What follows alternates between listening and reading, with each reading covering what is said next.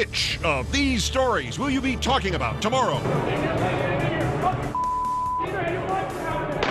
Ow! Ow! Ow! Ow! He shot me! Oakland police again out of control, shooting Scott Campbell armed with a video camera. The madness at Occupy Oakland, the second veteran hurt, the 19 arrested in Atlanta over the weekend, the 5 more early today. And you still can't stop the stupid. How about trying something different to help our economy? Instead of occupying Wall Street and occupying Boston and occupying Oakland, and how about you occupy a job? How about you occupy a brain or a soul? Herman Cain gets his wish, demands his sexual harassment accusers come forward. Is this sexual harassment or sexual assault? Instead of going into the offices, he suddenly reached over and he put his hand on my leg, under my skirt, and reached for my genitals. He also grabbed my head and brought it towards his crotch. 999 may soon represent the number of women he's violated. The Keystone XL pipeline scandal. Its chief executive admits he lied about the number of jobs it would create. The State Department now investigating its own investigation of the pipeline, and 12,000 people protest at the White House. Hey, Obama, we don't want the climate drama.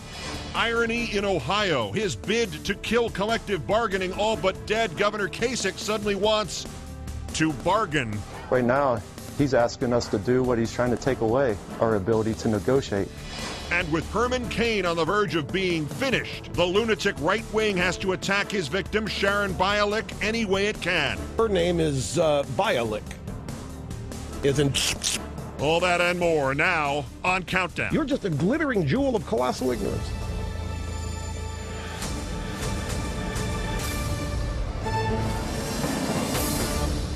Good evening from New York. This is Monday, November 7th, 365 days. Correct. 1 year until the 2012 presidential election.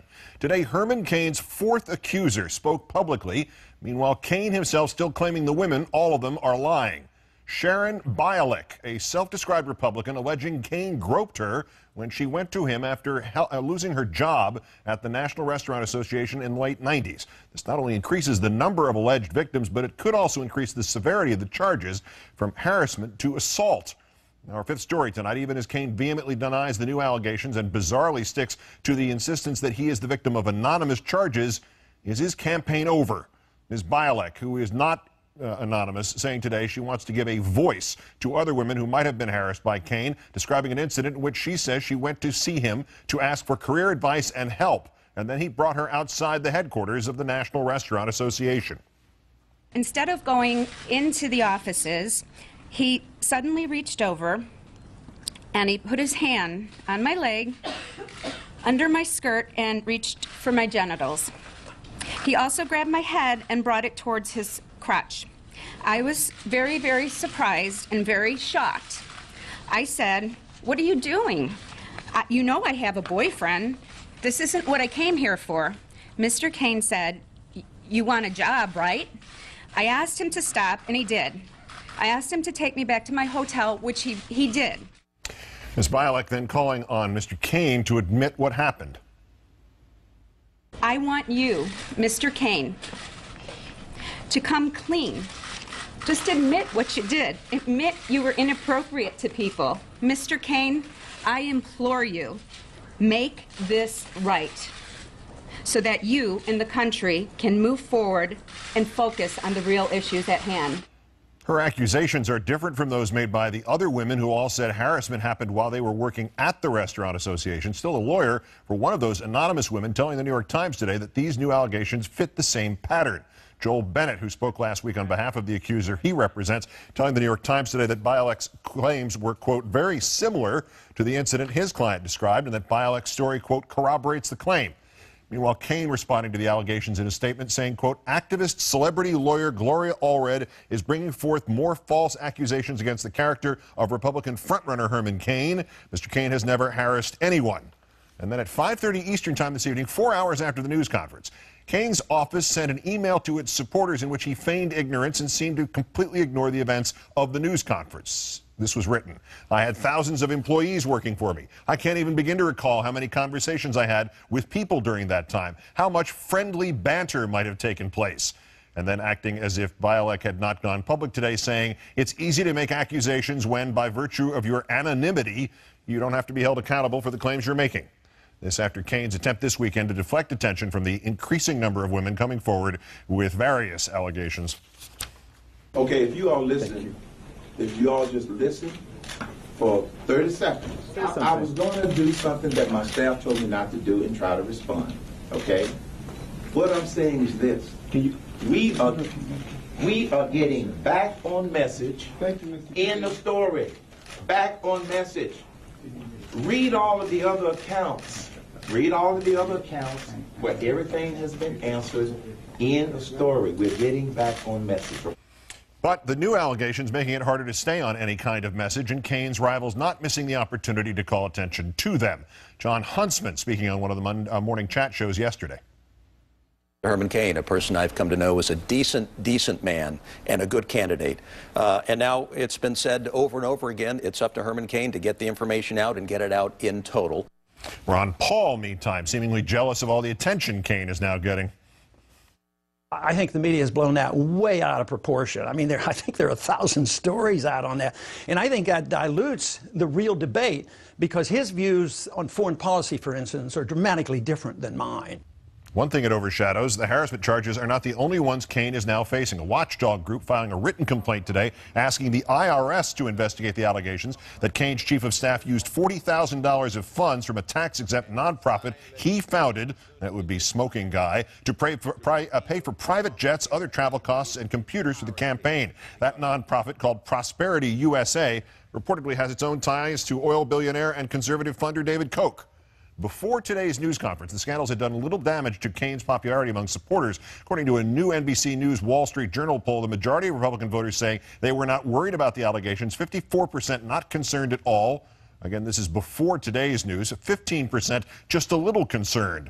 Already today, though, indications that his popularity among Republicans could be beginning to fade. Penny Nance, who heads a conservative group called Concerned Women for America, issuing a statement today that in light of today's events, Mr. Cain must urgently address the, quote, shocking new allegations. How shocking are they indeed? Joining me now to shed some light on the legal issues here behind what Mr. Cain is alleged to have done is the attorney and partner at Washington, D.C. law firm Katz, Marshall & Banks, Debra Katz. Thank you for your time, Ms. Katz. Thanks for having me. What Ms. Bialik described, and we only obviously, again, have her word on it, is that still sexual harassment, or does that move into sexual assault or abuse? Well, it's both. This is clearly in the context of someone coming to him and seeking his assistance with a job, and him essentially trying to inflict himself on her sexually, coerce her to perform a sex act to get a job. That's sexual harassment. It's also a sexual assault. Here we have a sexual battery. He has touched her in an offensive manner, and I think it has criminal implications as well. Does it, at this point, have criminal implications or even civil implications? Is this not, whichever definition applies, or even if they both apply, is it long past statute of limitations? Well, look, it is long past the statute of limitations. The court where it will apply most now is the court of public opinion. And hopefully, with the victim coming forward and having a face to this, I think that this will shift. Hopefully, it will shift public view of this issue. Ms. Allred and a couple of others said that this might not be sexual harassment per se because Ms. Bialik did not work for Mr. Cain. Does that, in fact, matter? Is that any relevancy to this at all? You know, I disagree with that legal analysis. The law clearly covers job applicants. If an employer conditions getting a job on perform a sex act for you to get a job, that's illegal. That's sexual harassment. And I think that's what happened here. Is there any indication how often this happens? I mean, people obviously who are looking to defend Mr. Cain will say, well, this happened sometime in the 90s. Why didn't she do something about it? Is there any indication about, even today or even in that time, the percentage of events that are believed never to be reported in any way?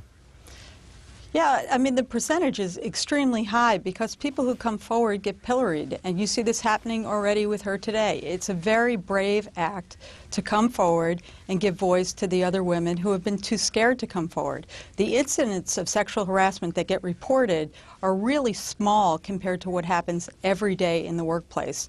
It's a shocking number of incidents, and the fact that women get tarnished and their motivations get impugned, just as Mr. Cain did as soon as the first woman came forward and said, witch hunt, made up, and impugned their integrity, it makes it very hard for people to come forward.